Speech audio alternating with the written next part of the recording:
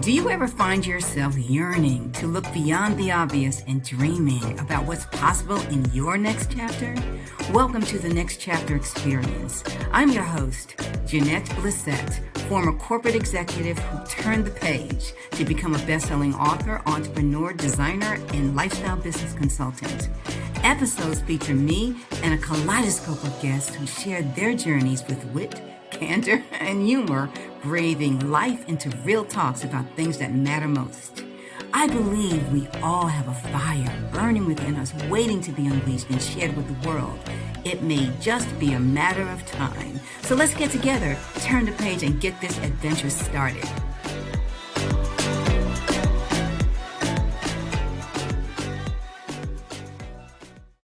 Welcome to the Next Chapter Experience. I'm your host, Jeanette Blissett. And today's guest is Tanya Taylor. Tanya is the founder of Growing Professionals and Small Business Owners How to Build a 6 to 7 Figure Retirement by Learning How Money Works. She's a CPA and holds an MBA in Strategic Management. Tanya has spent her entire career on Wall Street working for or overseeing some of the largest banks and insurance companies worldwide. She has also spent the past 20 plus years teaching financial literacy. As an undocumented immigrant arriving in America alone at the age of 16 and seeing many people living paycheck to paycheck, she was committed to changing her life. Despite many obstacles, by age 25, she graduated college debt-free, bought a house, and was part owner in a small business. She later co-founded and ran a successful investment club and a children's financial education club and started a tax practice with her husband. Whew, I'm exhausted just reading this. She also has been to 50 plus countries and 30 states. Tanya, welcome to the Next Chapter Experience. Looking forward to our conversation. Let's dig in. Awesome. Thank you for having me. I'm very excited to be here. But again, sometimes people think you need to have a lot of money. I didn't have a lot of money then. I was putting $50 a month, which really is $600 a year. It wasn't a ton of money. Now, when my children were born and you keep hearing about all this college cost, what I did is I said, okay, I would like my children to go to any college of their choosing and never have to think about money. So what would I need to be able to do that? And so I decided that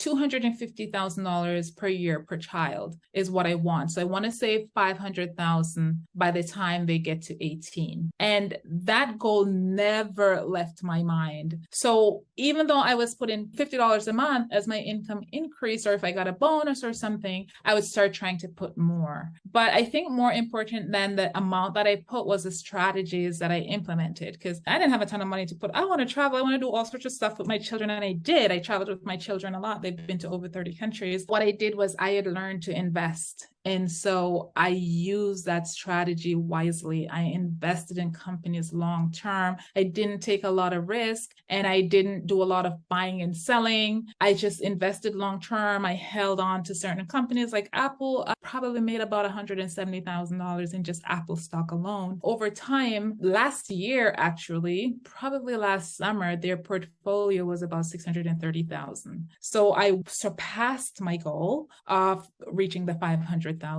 And I always kept that in mind every time I did my investment, every time I saved. I thought, I got to get to 500,000 and I got to get to it by 2023. Maybe later, because my younger one has a couple more years, but that was what was in my head. And so I just planned towards that and it just remained consistent. Again, for listeners, it started with $50. It didn't start with a lot, but I think getting the education to know how to invest is important, because if you're putting it in a savings account, you're not going to get that kind of money. It really is going to come down to investing and using the right strategies in order to be able to do that. And they are expected to get scholarships, by the way. Right now, I'm talking to my daughter and it's okay, let's look at what scholarships are available, because I believe in building generational wealth and I would like that money to be able to help them later on in life, not just now. Absolutely. Let's talk a little bit about the types of college fund savings there are in terms of investments that you can make that may actually offset some taxes. Can you talk a little bit about that and how you may have utilized it or maybe not? So when I started out, I didn't do 529 plans because they can be used against you in some respects, even though you get the tax benefits, and I think they're great, and I do have them. But when I initially started, I was like, I'm not doing 529 plans. So I really just had a regular brokerage account that I was using. I also used the Coverdell account, and Coverdell account provides you with some tax benefits because you don't have to pay the taxes on the gain, etc. right away. And then the same thing with the 529 plan. And if for the 529 plan as well, if you pull the money out and use it for college expenses, you also do not have to pay taxes. So it's a great benefit. But depending on your income and how much assets that you have, sometimes it really comes down to, it doesn't matter if you have a 529 plan or not. So when I started out saying, okay, I don't want a 529 plan because they're going to use it against me, eventually I realized that it doesn't matter if I have a 529 plan or not. Just the fact that I have all of these different assets, they're going to be looking at it anyway. So why not put money in and get the tax benefits? So then I started to do that, and I get the tax benefits because the state of New York, you put up to $10,000 and you're going to get benefits on your tax return annually. And of course, when they pull the money out, they're not going to be taxed on it. So I would say utilize the different tax advantage plans if you can. And also, if you max that out, just use also the regular brokerage account as well. But to the extent that you can use those accounts, understand though if you're going to be penalized or not, because if you don't have a lot of assets, you could potentially be penalized with the 529 plan. So that's why you also have to really sit and strategize around what you can use and what you cannot use. I also used whole life insurance as well, because when my children were born, I decided that was like a no-brainer for me to get them insurance. And so it builds cash value, and you can also use that cash value as well. So there are different techniques that people can use in order to put money away for college. Kudos to you to have the forethought with the investment club to use your account to start to actually pre-fund college and get it really started for your children's education. I talk to people who have aspirations for their children to go to college. This is the one thing that I've never agreed upon, and maybe you can open my eyes to it. They will actually invest in a college fund before they invest in their own retirement. Don't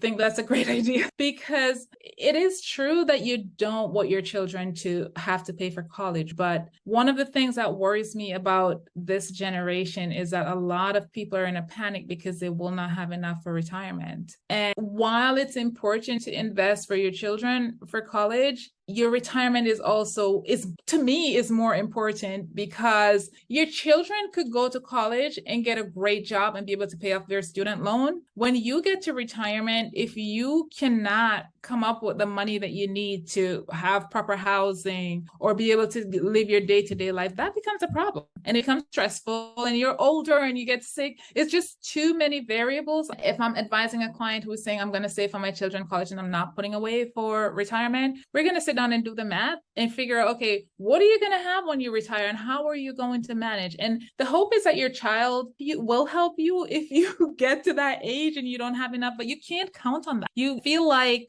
again, I don't feel like you want to put that on your child. Okay, I've paid for college, so they need to help me. I think that you save for retirement, you see what you can do for college. And even as you save for retirement, once you get to that place, you may find money in your retirement that you could use to help your child if you need to. So it doesn't have to be like, I have to do this way, because once you get to a certain age, and then if you have a Roth IRA, there's money you can actually pull out of your Roth. Again, it would be depending on how much you have based on your goals. But if you've surpassed your goals, or you feel like you're going to be close to where your goals are, or your lifestyle change, maybe you move somewhere else and it's not going to cost you as much, then you could always pull from that to help your child. But it's just like when you get on an airplane and they say you got to put the oxygen mask on first. That makes a lot of sense. Like for me, I've always maxed out my 401k, and I had set my goal for my retirement plan as well. And so that always took primary focus. Even when I didn't take a lot of time off from my children, like even put in $50, I always put even a minimum of 50. But if I couldn't put more than the 50, I never stopped maxing out my retirement plan, because I knew what I wanted my retirement to look like. I want to have the option to retire much earlier. You've actually done a lot of what you set out to do. So you hit your goals for sure. I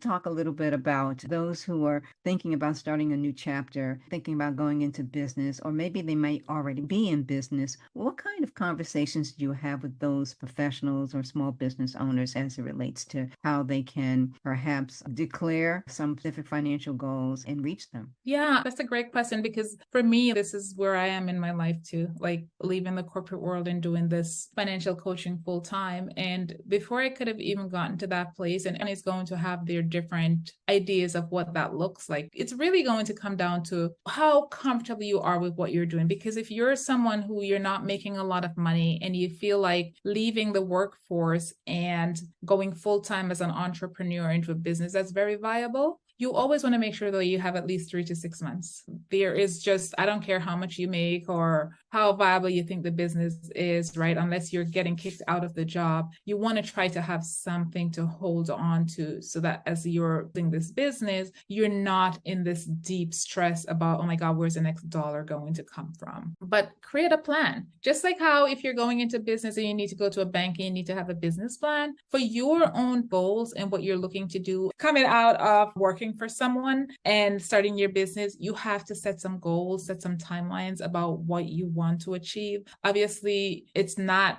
written in stone. So if you say, I want to make $100,000 a month in the next 6 months, that doesn't always make sense. But what is your baseline? Can I survive on this when I leave and for how long? And then start working towards that. I would say don't just leave and say, okay, I'm just going to leave and I'm going to start doing this without having some kind of plan in place about how you're going to do it. And then as you put the plan in place, make sure that you have milestones and see how you're measuring yourself against your milestones as well. So you're saying 3 to 6 months of your living expenses? I'm very risk averse. So for me, it's more than 6, but even 6 to 12. Generally, you hear like the emergency fund 3 to 6 months. So that's why I use that number. But you definitely want to make sure that you have some kind of cushion and something else to fall back on. I know sometimes people will say, if you have stuff to fall back on, then you're preparing yourself to fail. But we live in a real world as well. And as much as some people go out there and they launch and they make money, there's also some that go out there and they launch and they stumble and they have to learn and they stumble again. If you launch and everything goes well, that's great. You have that money sitting there. So I would say, yeah, 3 to 6 months. But for me, who is ultra conservative, more than 6 months. For many, that would make a lot of sense. And what makes a lot of sense to me is having an understanding of what your budget needs to look like, your living budget, your real budget, how much is your mortgage or your rent and your car note, your insurance, and having a knowledge of it. Yes, I didn't say that because sometimes things are just so automatic in my head. But yes, because you should have a budget, you should know how much each month expense is for absolutely sure. And then with starting a new business, there are generally added costs that you're going to build on when you're in startup phase. So you want to have a budget for that too. And look at what your total cost is going to be. You must have a budget and know how much you're going to be spending. Yes, absolutely. Absolutely. It's no joke. Entrepreneurism is no joke. I used to tell my students when I was coaching them, you can't cheat the grind. You can't cheat it. You just can't. You have to do the work. Yes. Hopefully those who are looking to make a transition from being a professional, working for someone else or working in the corporate environment into the entrepreneurial space as a small business owner or business owner, it's going to be day in, day out. Yes. Yes. And even when you think, because I work in the corporate world, I've helped large company restructure, look inside out in their systems and everything and help them to figure out what's wrong, what are the inefficiencies, what they need to do better. But starting out as a small business, it's a wake-up call. Then you hit these different things and it becomes a learning curve. And certain things that you took for granted, suddenly when you're in the weeds, you realize, oh, wow, okay, reality check. So part of what I do in my coaching business too, I tell all my clients when they come in, if you have a job, great. And if you don't want to leave your job now, that's also great. But if you're talking about wealth and looking beyond wealth, then within my program, I teach them how to set up their business. As a CPA and as someone who's worked in a tax practice with my my husband for like almost 20 years, probably more. Tax planning is very crucial. And a lot of people don't realize, like, when you're starting out, tax planning is so critical. The way you set up your business is so cool. Things that you put in place, like, I guess the engine to run your business is so critical. And so those are the things that I also talk to my clients about as they're looking to go into business, just making sure that they set up all those pieces correctly and that they have the tax planning strategies in place, because that could save you hundreds of thousands of dollars over time. And also the bookkeeping piece, like, how do you do that to make sure that you are really on the pulse of what's happening in your business, so that at the end of the year, when you go to your tax person, you're not running all over the place or you have 15 million different receipts and things like that. So I also work with my client and provide them with a system to be able to make sure that they organize all of those things as well. I always say to people, taxes is just something that is a part of life, but you don't need to pay more than you need to. So always plan so that you don't pay more than you need to keep more money in your pocket. Very good advice. Let's talk about financial freedom. I know a lot of people are after financial freedom and defining what that actually is.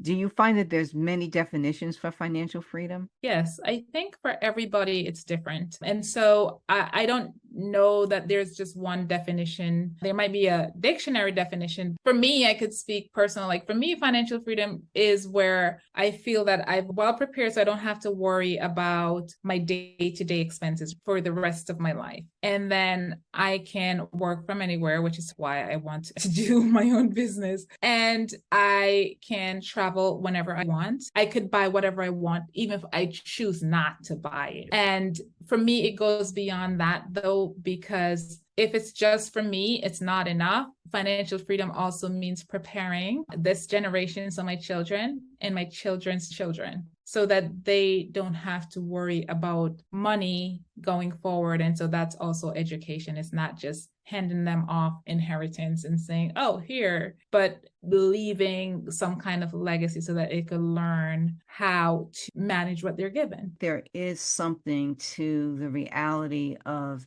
helping the generation behind you understand not really the struggle, but the path that it will take for them to level up and continue to level up. What does financial freedom look like? Because financial freedom might be that they're able to go through retirement and not have to worry about money. It's so many different things to so many different people. And even with my clients, I have them define it for themselves. What does financial freedom look like to you? Next. So I wanted to ask you, with the successes that you've had, what kind of impact or influence has that had on your family? Great question. The other day, my children and I were in Guatemala, and my daughter was like, Mommy, you have just influenced the whole family. So even something as simple as traveling, for me, I just wanted to see the world. And for my family now, everybody wants to travel. So that's the recreational side. But the financial side, I would say, just nieces and nephews or other family members. So we bought houses pretty young. We're some of the first homeowners. We saw them, they go out and buy houses. I teach about investing. So now even my nieces and nephews who are 19, 20, 21, they're investing now. They talk about not wanting to work till they're 60 because they want to build wealth. They'll come to my husband, he's like a family tax person, and just talk about how they could make their money work so that they can do certain things. Then for my nieces and nephews who are younger, I see them doing the travels, but more importantly, I see them saving. They'll text me, oh, the stock market is this, the stock market is that. So they're investing. That's not something that was normal for us growing up. And to see them being able to do this, one of them is in South Africa doing a 1-year program. And if you talk to them, they'll talk a lot about how I've influenced them in just not necessarily the career they choose, but how they go about their career and how they go about choosing colleges and starting to invest now, starting to think of buying homes or living abroad or doing all of these different things. And certain things that they do because it's just become natural conversation within the family.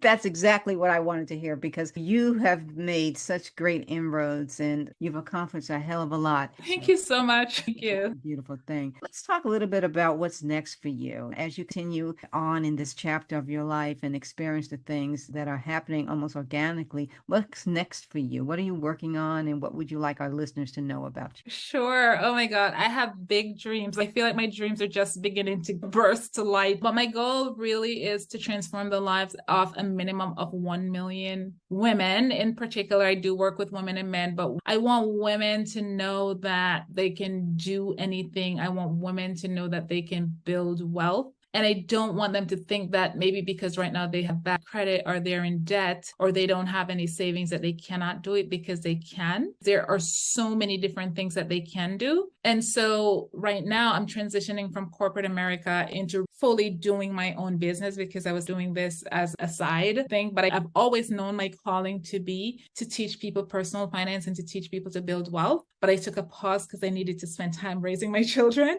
And I knew that once I got to that point, I had goals to build my retirement by 45 to a million. I was able to do that at 48, build my children's retirement. And so now that I've done that, I feel like my time is to teach people how to be able to do that, and to be able to do that by investing, by creating businesses. And so the program that I have created, it teaches people from beginning, the foundation. You have bad credit, debt, and you don't have a budget. Let's start. And then you're going to learn how to invest. And while you're learning to invest, you're going to build your retirement. But we're not going to stop there. We're going to talk about, if you so choose to build a business, how you can go about building that business so that you can 10x your wealth. And so my company is called Grow Your Wealth 10x. And that's the reason why, because a lot of times people will come into my program and they'll just have a job. But by the time they're in for a while, it's okay, maybe I should rent a part of my house. Maybe I should do Airbnb. These are real conversations I'm having with my clients. They can reach me at growyourwealth10x.com. I have a lot of free things on my website, as well as my program that can really help to transform someone's life into something that they never imagined it could be. I will put your contact information in the show notes. So again, I really appreciate you giving us some of your time today. It's been a pleasure getting to know you from Jamaica. Don't be a stranger. We'll be reaching out to talk to you again in the near future. It was great talking to you. And whenever you need to reach out to me again, please feel free to do so.